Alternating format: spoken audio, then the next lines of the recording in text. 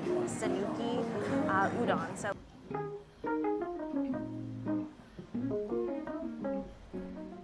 So, I recently did a vlog at a very famous Japanese udon noodle chain that opened in London. So that vlog is to come, but I had one of their udon dishes that I thought would be really nice and really easy to put on the channel. So I hope you all enjoy this recipe.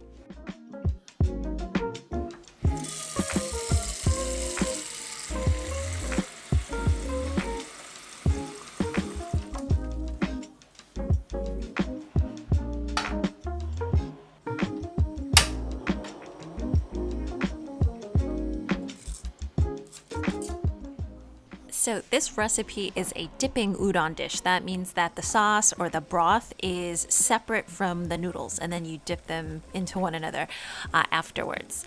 And so we're making the sauce first, and like any Japanese kind of broth, it starts off with bonito flakes, so a little bit of fish. And what we're doing here instead is just putting in some wakame seaweed, and it's very easy to prepare. I just boil it and then I bring it up to a boil and then I turn off the heat and leave it there for about 15 minutes just to infuse. And then I'm putting in equal parts, so 2 tablespoons of mirin, which is a Japanese sweetened rice wine, and then 2 tablespoons of soy sauce as well, and then just bringing that to a boil so that everything comes together.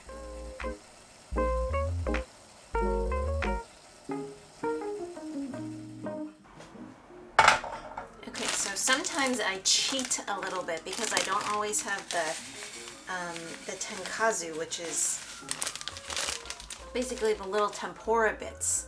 So I'll just use a little bit of panko and then I'll just dry fry it. And that way it's not as oily as well.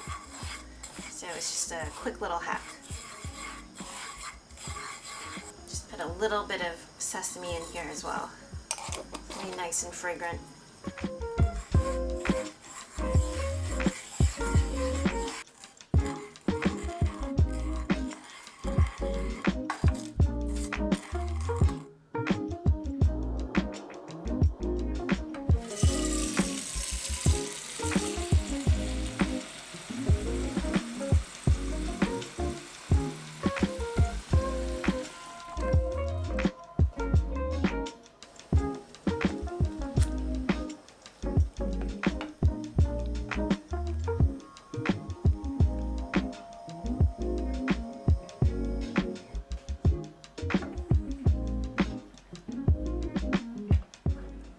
So I have a traditional Cyprus udon wooden bowl here, and the trick to this is actually that you're supposed to use a little bit of the noodle water and just put that in so that it keeps the noodle warm and then nice and slippery so that you can pick it up and then put it into the dipping sauce afterwards.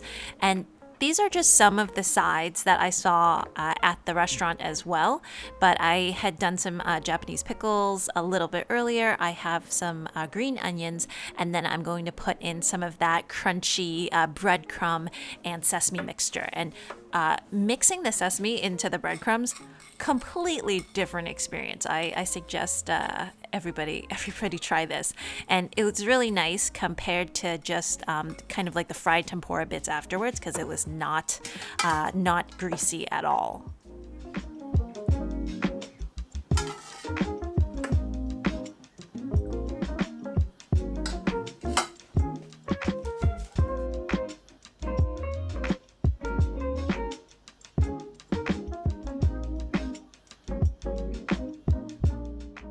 So there you go, this really easy vegan kamaage. I think you can probably make the broth well ahead of time and then just make, the udon the last minute, and everything's just really quick.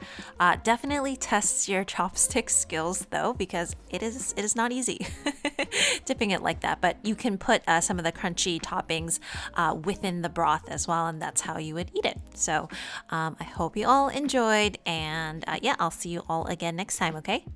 Bye.